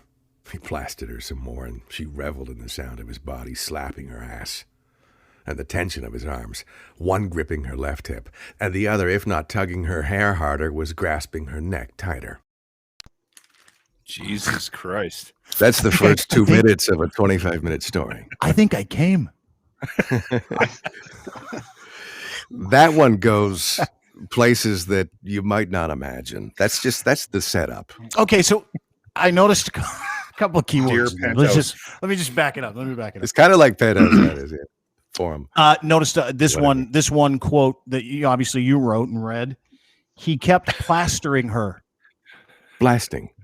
Oh, blasting. Blasting her from behind. like getting right in there. Does that just roll out of your tongue? Does that, like, do you have to think about it? Do you need a thesaurus? Like, how do you come up with that? Is it just all creative shit that you're writing? And at any point, do you have to stop to masturbate?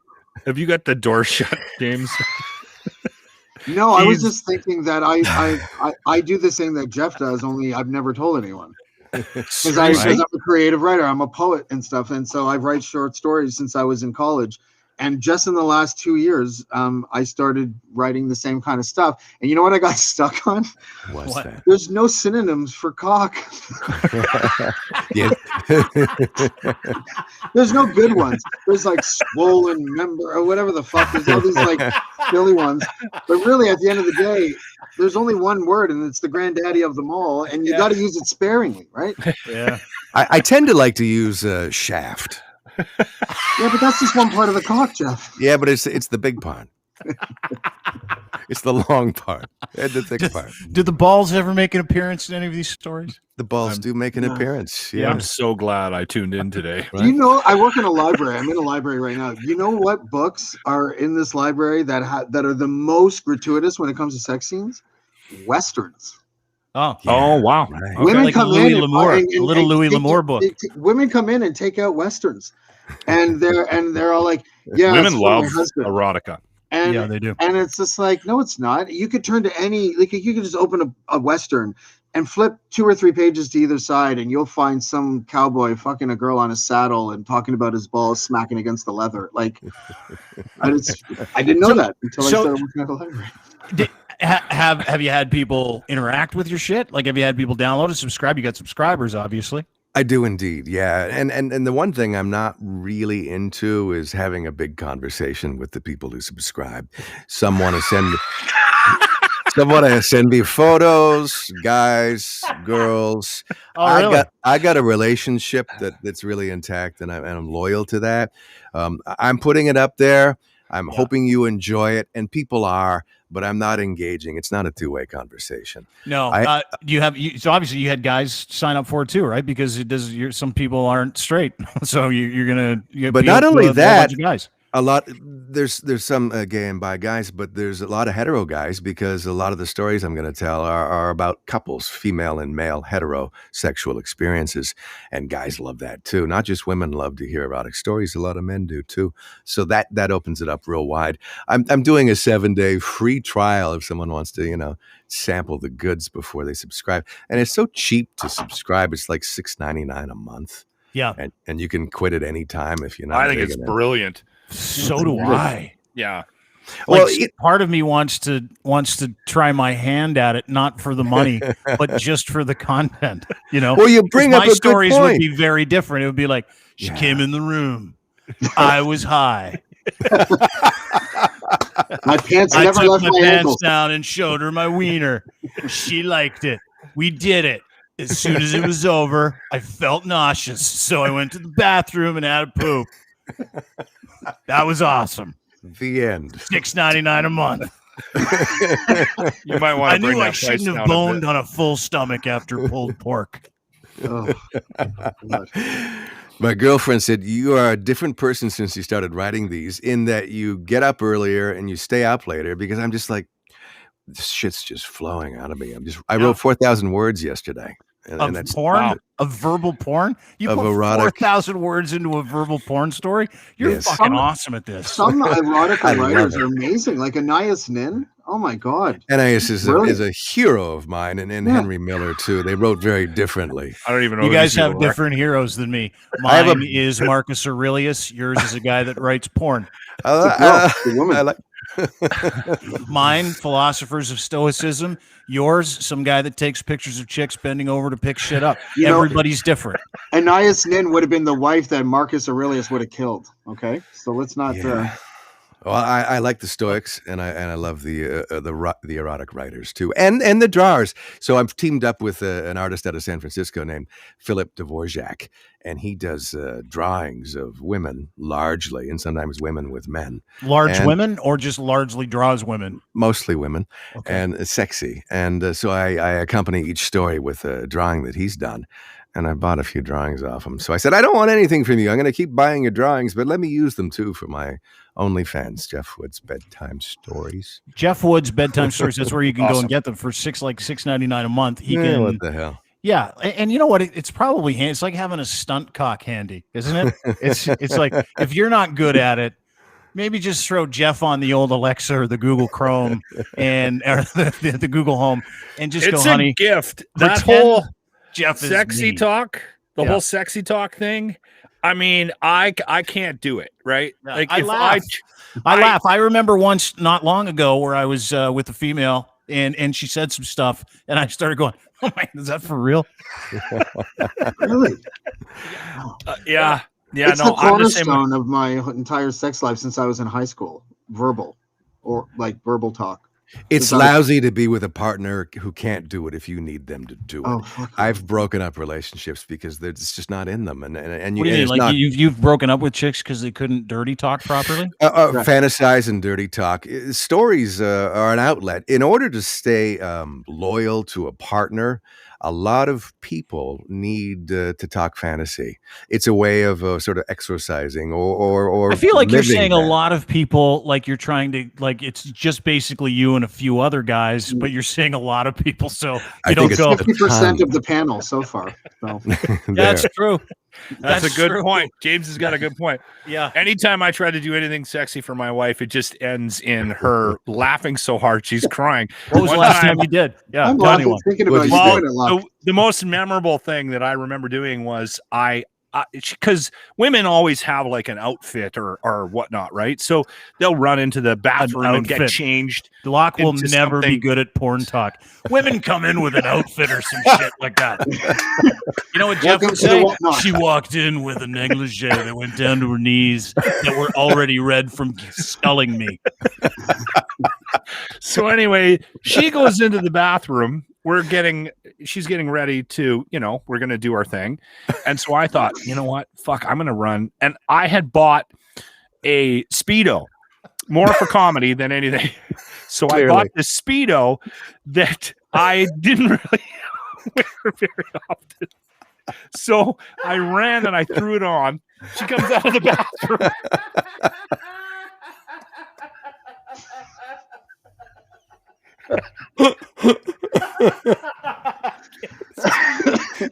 What happened next?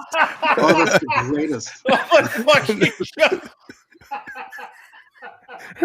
Why did you? I got it. What color was it? Yeah. What color was the Speedo? Turquoise. Oh, that's not good. What did she say or do? She burst out laughing and took a knee, and that was it for the night. There's Where is hair it now? hair Where- just steaming still around have the. it. I still have it. Go get it. Locke Show us. had- Hold it up. Locke We need to had- see it. I We'll can't wait. breathe. We'll wait. Go grab it. Yeah. Oh my god. My I should- fucking poor I friend. should wear it for you guys. Where's your Speedos, Lachlan? They're Don't still put it on. crumpled up in the corner of the bathroom where they were taken the last time.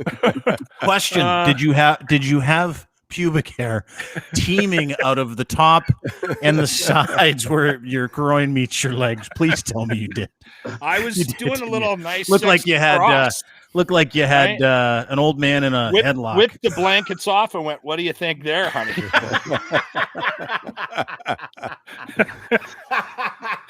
What steals it is that Western Canadian accent. What do you think about that there, eh? Yeah, with that eh? Alberta accent I've developed over the years.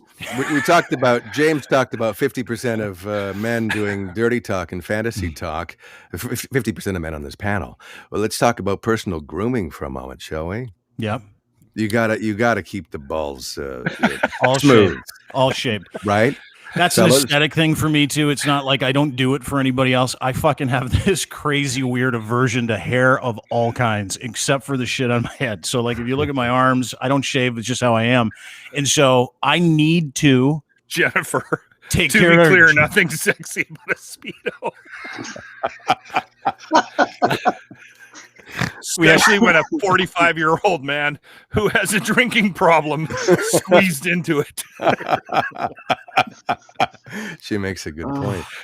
you ever put a whole bunch of water in a water balloon and then squeeze the middle of it? That's what I feel like you look like, but with hair everywhere. Like just fucking teeming with pubic hair. Teeming. Yeah. No, I groom. I take care of it because, and it's like every couple of days you see it grow. It's like your face, right? You want to shave, you just shave it. And once you take care of that business, for sure. Locke does not shave. I can guarantee you that. No. James, he's No, always a hold on. wild card. He You know might what? he You know might what's funny? intentionally hurt himself down there from time to time just for I'm fun. So we don't know.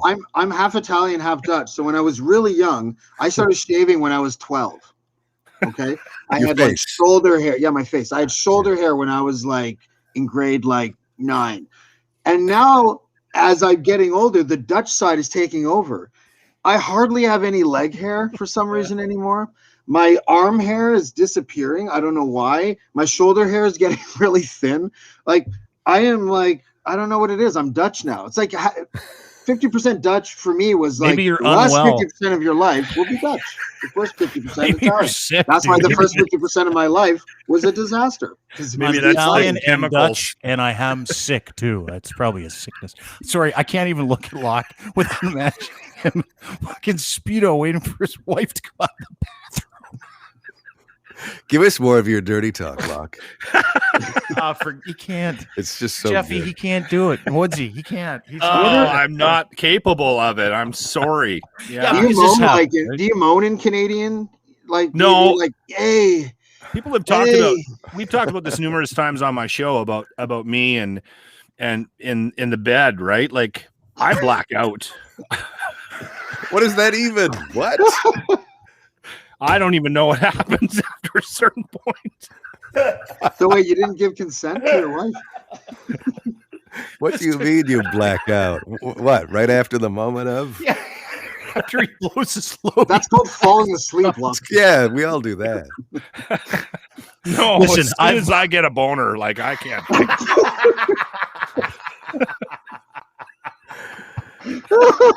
Oh, so fucking And she stays with you. Yeah, you she loves be me. the best provider ever.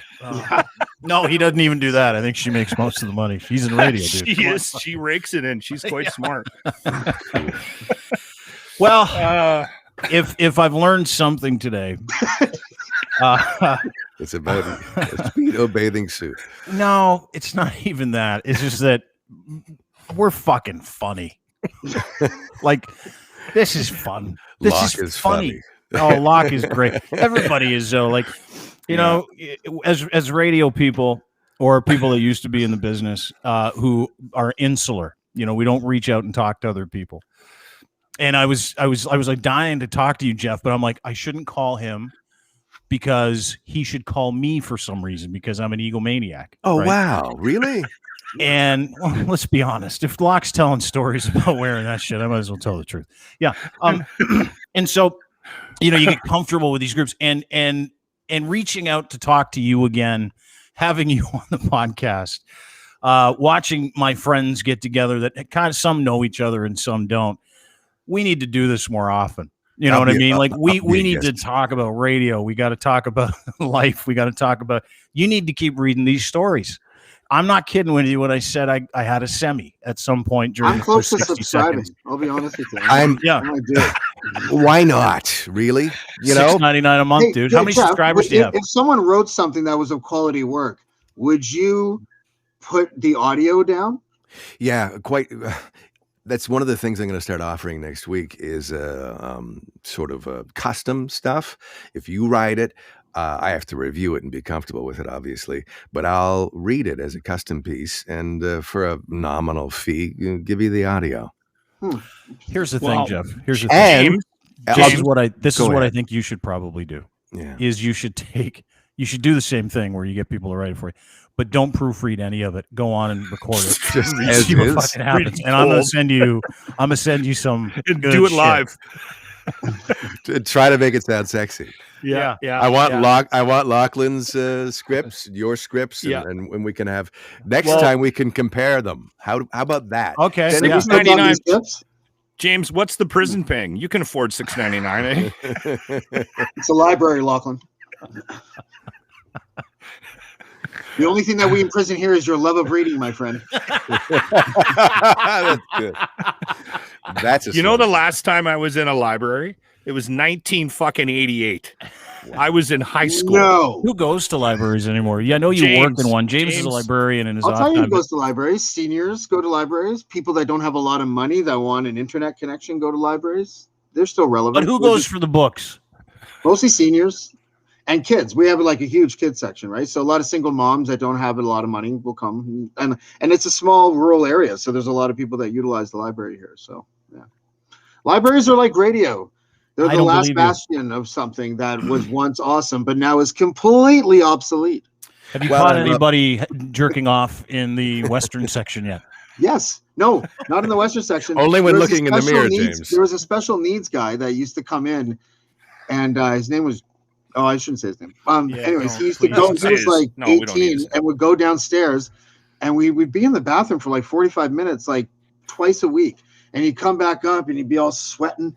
And he'd be like, "Thank you," and we'd be like, "All right, dude, whatever." And I was telling my boss, I was like, "I don't know, man. I think he's either got real bad digestive issues, or he's like spanking the weasel." And so I went downstairs once, and I just I just sort of put my ear against the door. And I go like this. "Are you okay in there, man?" And he's like, yeah, I'm fine." And then we found for some reason we found a condom wrapper in the garbage. So I guess he was catching it so he would make a mess. Safety or first. Something, they teach the what a thoughtful thing to do. No, it's a taught thing. When you're because I worked at the Clay Castle, which was a home for adults with handicaps, and I worked there for a summer, and I took them out, and they have a sexual ed course for them, and I believe there is a condom portion of the self-pleasure. I don't think that must have because I worked at a camp called Camp Hee-Ho-Ha with physically and mentally disabled people, just on the outside of Alberta, actually, just on the outside of Edmonton. You know where Camp Hee-Ho-Ha is? Yeah. I worked there for a summer when I was in university, and they had this sexual ed thing. And one of the things was a lot of the people that go to that camp to deal with stress is they will just start masturbating in the middle of anything. It could be a concert, it could be dinner, it could be like a campfire. And I was like, yeah, it's probably not going to, and they were like, probably won't happen. So don't worry about it. And I'm like, yeah, no problem. Right. You get it because these people are some low functioning, some a little higher functioning, but they're struggling. So we were, our group had to go to the mini putt course one day.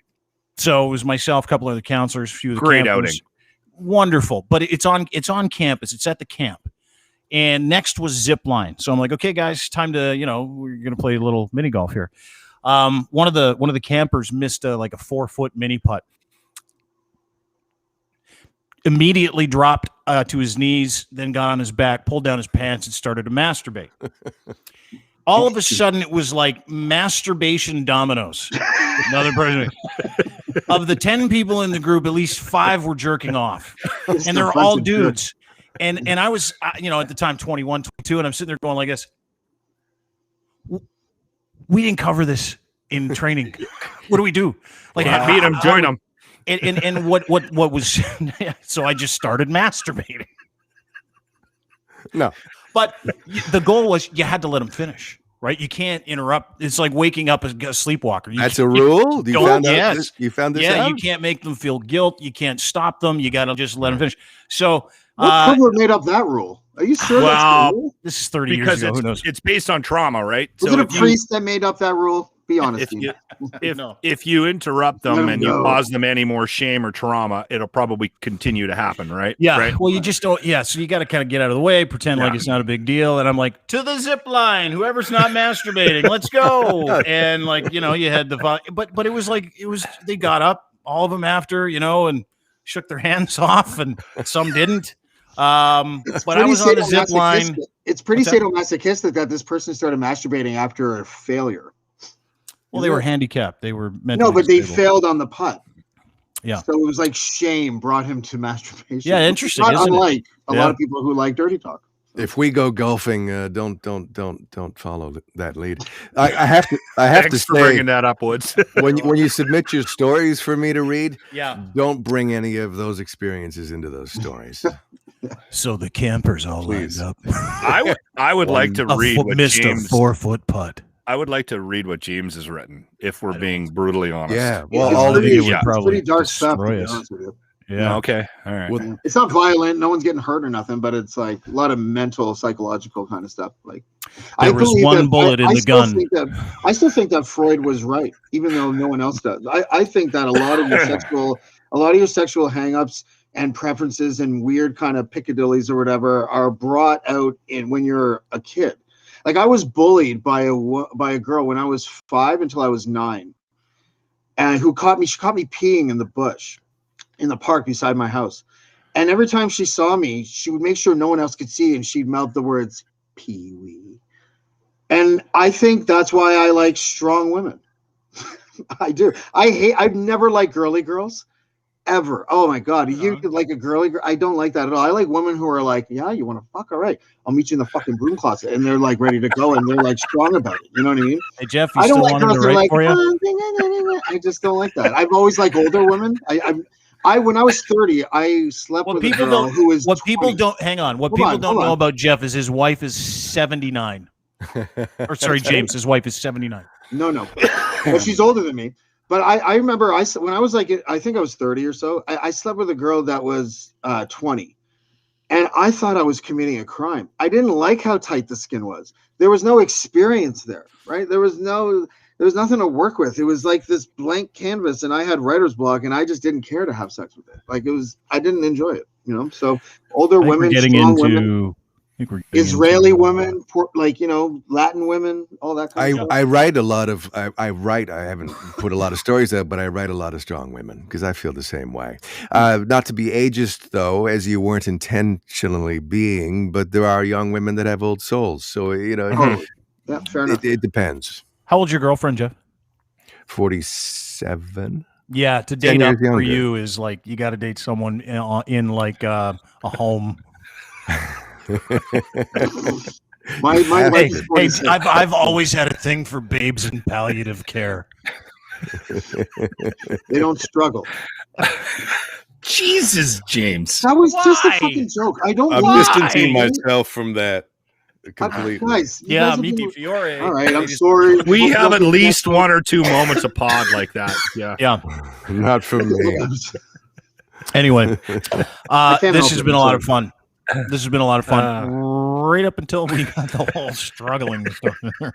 What I meant was they're very cooperative. That's why we love them. Yeah. Dino, can we agree that the three of you will submit stories so that the next time I come on, whenever that is, it's up to you.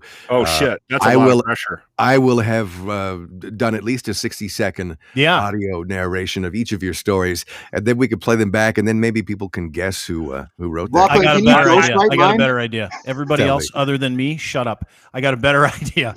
Here's the deal. We're going to submit like a small paragraph, max 4 sentences. Okay. We're going to send them to... Relax, Mr. Porno. We're going to send them to you. and pornos. you're going to read them live, and we'll judge them. We'll let other people judge them on the show next Friday. We'll do a porno talk challenge right here I on love this very show. I like it. I like it. Yeah. James, So- if a gun, duct tape, Rope. ether appears in your story, we're not Yeah. reading it. Yes. But a butcher hook is still okay, right? Jesus. No. If it's got a rope on it, but that, Okay, Yeah. how long does this need to be? 4 sentences. But you can Max. use as many commas as you want, so it's fine. It can I still don't be use 500 words. punctuation. 4 run-on Just sentences use dots. with a 30-minute piece. Ellipses. I don't use punctuation. I use dots. Ladies and gentlemen, a man who's been in radio for 35 years. It's been fun. Thank you for having me on. 4 sentences. I can do that. Jeff Good. Wood's bedtime stories. This is all subject to the idea that Jeff wants to come back. He wants to. He just said he challenged us to do it. So he does. I think that'll be fun and funny. All right. Oh, it'll be Okay. great. I'm We're going to Can I come drink back again? and do this next Friday. I think it's kind of settled now. So you're going to have to join us from the penal colony again there, Jamesy. Hope that's okay. All right. At James D. Fiore, blackballmedia.ca. Go and read his stuff. Brilliant young man and my friend. Thanks for doing this, pal. Thanks. Steve. At Lachlan Cross, 95.7 Cruise FM morning show in Edmonton. Find him on Twitter. All common sense. And he just loves people. So it doesn't look like it, but he's a lover of people. Thanks for doing this, dude. I appreciate it. Woodsy, hey, it was great seeing you again, man. It's It was been my too pleasure. Next week we'll do it Yeah, again. Friday. Yes. I can't Yeah. wait to read your creative writing. long. Yeah, me too. Woods is a fucking great hang too. Thank We you, had a man. lot of fun in New York. We got to spend a night together, and we got into a bit of trouble. So that was a good night. Yeah. It Get was. arrested? We did not get arrested. No, You get no. drunk? You get drunk? We got pretty shit faced, yeah, and then we We had to go hung over as fuck. We had to go interview ACDC the next morning. How's the interview? Mine was okay. Mine was just okay. You know, I'd spoken to them a few times before, and it was really great. I don't think it was the hangover. I think it was just Angus was a bit off that day. Yeah, he was. He was a bit serious. It's weird too, because you walk into that room and you have this idea of who he is and that band, right? Because you've listened to this band for 100 years. And then he walks out from behind, like whatever, from the back room, and he's holding a teacup. He's a bit of a teetotaler. And the guy's 4'9", like Little 5 dude. feet. He's fucking tiny. And it's, I met But him he at has the a old lot- Rogers Center, and he was. You remember that show at the Skydome, which was the Skydome Rogers Center at the time when ACDC played the Rogers Center. It's got to be fucking 15 years ago now, 10, 15 years ago. Yeah. And I met him, and I was shocked at how small he was. Well, Yeah. he had to be Fucking small to go blown on away. Bon Scott's shoulders or on Brian's shoulders. He had to be a little guy. But he Well, 'cause had Bon different was moods. tiny. Bon was small too. But hey, we all have different moods. Sometimes when I'd meet Angus, he'd be as jovial and fun and funny as ever, and sometimes he'd be a bit serious. Well, I want to get into some of those stories because we will. we're considering starting not now, but we're considering starting a radio podcast because everybody shits on radio. We happen to still love it. I find it obsolete. Sorry, Locke. I know you're on it.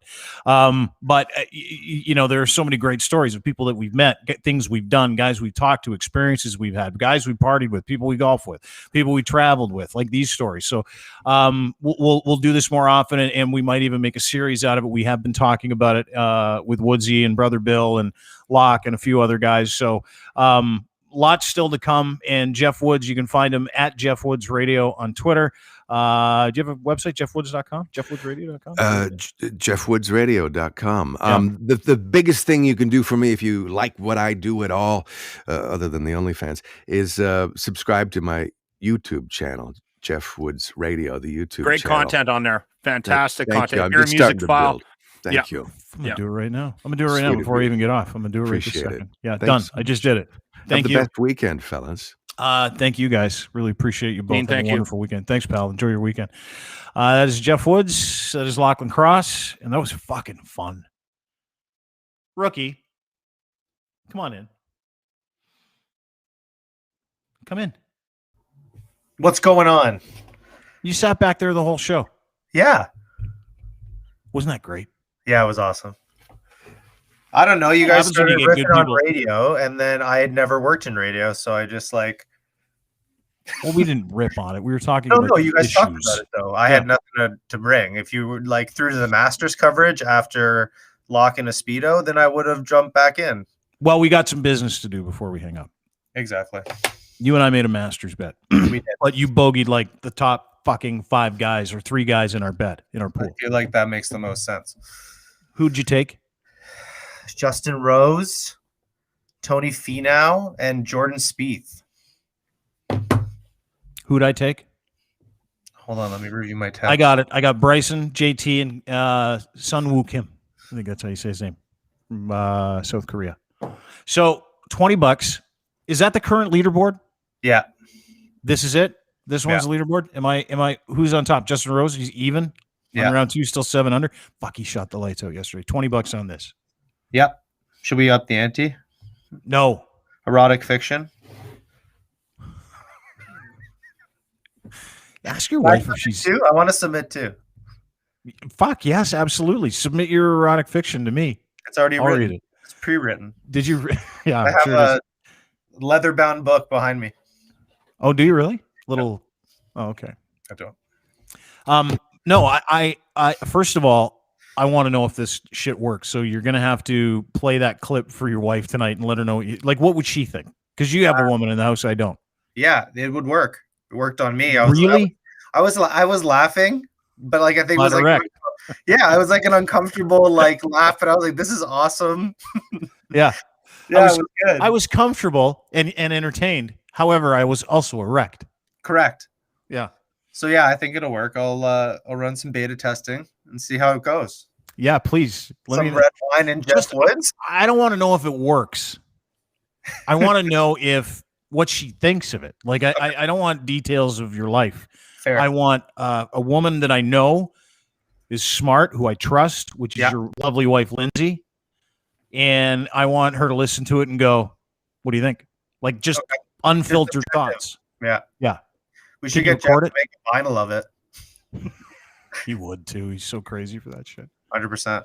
That's a ballsy move from a guy to create erotic porn and put it on OnlyFans. Doesn't need the money, but he's that kind of guy where he's like, this is what I like. He loves females. Yeah, I can tell he doesn't need the money by that beautiful pearl drum set behind him, just yeah, off, no kidding, off man. over the right shoulder there. I think that's a 14 piece. Probably. It's a big one. Anyway, thanks for doing this, Chris. I appreciate it. That was a good show. Yeah, it was fun. That's what happens when you get like people that everybody likes each other together. And here's the what's that? James just brings it home at the end. Oh yeah, he can't help himself. And the other thing is that's what you get when you get like people that are able to actually chat, able to talk, able to show, whatever you want to call a show. But when you get people that are able to actually, have a conversation, feel free to not fuck up, like not be nervous when you're actually talking, thinking about what you have to say and making sure that, if you say something, you might not lose your job. That's what that is. Talk about surprising your wife in a Speedo without even thinking about it. I could not stop laughing. And then when I saw him after, because I was just fucking hit me. Like it was like a truck. I'm like, fuck, this is the scene because I'm such a visual guy and I know the guy and I know what all that entails. And I'm like, oh my God, he was being serious. Put on a Speedo for his wife. Bold move. Again, honesty. That's what you get when you have guys just sitting around talking about every addiction they've ever had. The naked man is more effective than the Speedo. That's true. Did you see the streaker at Man U? No. Yeah, this guy was a streaker at Man U. Look at this beauty. Just happened today. Look at full front. And when the cops brought him upstairs, I got to show you this video before I go because it's so fucking good. When the cops brought him up, it was like Man U against Grenada, a team from Grenada. I don't know what the fuck, some kind of soccer. I know there's a whole bunch of cross-country soccer stuff, like not UEFA, but whatever. I don't pay attention to soccer because it's weird. This guy appeared and decided to run around. I think this might have been in Grenada. I don't know. But when the police caught up with him, he got loose upstairs, and this is him taking off.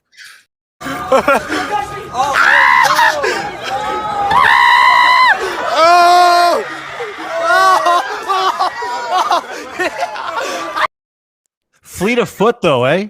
like fleet of foot. The dude was like, hey, they grabbed him. He jumped off the thing. He got shoved on the way down, and he was like, whoa, I still got my dick hanging out, falling all over the place, hair everywhere. He's like, fuck, I'm good. I'm out of here. I feel like if you're naked and you're trying to escape the cops, you have a better chance of getting away because cops are like, I don't know what to touch or grab. Yeah, no on one you. wants to touch the dick. Everybody's like, I'm afraid I'm getting some dick. That's my issue isn't grabbing the guy. I'll grab the guy. But I think that's why a lot of naked people get arrested because they're trying to do that. They're like, fuck, what are they going to do? They don't want to touch this force field around their pelvic region that no one wants to touch. Yeah, but that's good. It looked like Jason Mantzoukas. I don't know if you know who that is. It looked exactly like him. Oh yeah, it looks Ravi. Look at this guy again. Look at this dude again. Look at this.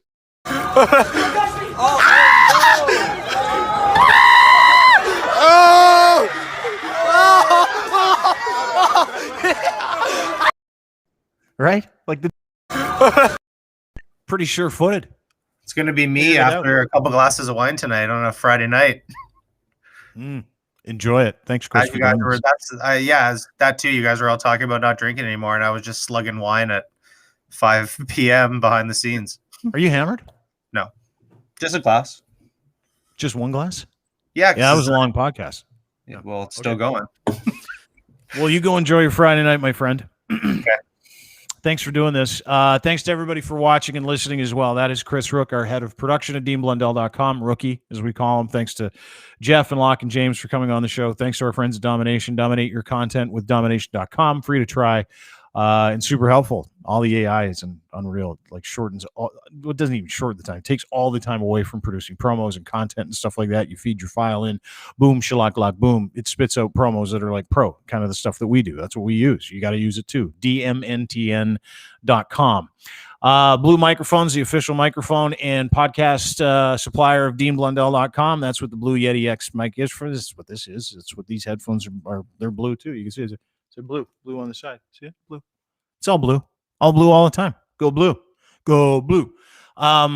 And these are the MoFi headphones. They've got all kinds of headphones. They got all kinds of microphones, not just these. They got XLR, USB. They got everything, and they're good. You can buy shit ones, but don't buy shit ones. Buy good ones. These are the best. There's a reason they can't keep them in stock, but they're always stocking up, and you need to go and do yourself a favor if you do content is get some of this stuff from Blue Microphones, at Blue Microphones on Twitter, www, the World Wide Web, bluemic.com. Surf their stuff. It's incredible.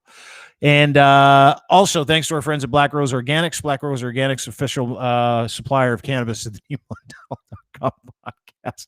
That sounds weird. They don't supply us with cannabis. I just screwed it up. They're the official cannabis partner of DeanBlundell.com. We'll have some announcements and some stuff from them next week. We recorded some stuff today. They're open for business. Did you know that? You got a medical license? You got a medical card? You get a prescription for this stuff? Whatever the deal is, go to blackroseorganics.com, shop.blackroseorganics.com, and you can literally buy some of the most potent medicine for cheaper than you can get it anywhere, including the legacy market. It's brand new. We'll tell you more next week. blackroseorganics.com, shop.blackroseorganics.com. And Ed's Fine Imports, his Gitch, the best. Order them. I do. You can have them too. Go around your nether regions, nice little pouch in the front for your junk. And their luxury underwear. Dude, their boxer briefs are incredible. Gitch from edsfineimports.com. Gitch3 is your promo code. Gets you one extra pair for free when you buy 3. 4 for the price of 3. Gitch3, edsfineimports.com. Did I get it all, Chris? Yeah? All right. Have a great day, everybody. Thanks for watching, and thanks for listening. Be safe. Stay home maybe this weekend. Don't push it. The COVID, right? Variants, thousands. Lockdown. Be smart. Thanks. Have a great day. We'll talk to you soon. Bye.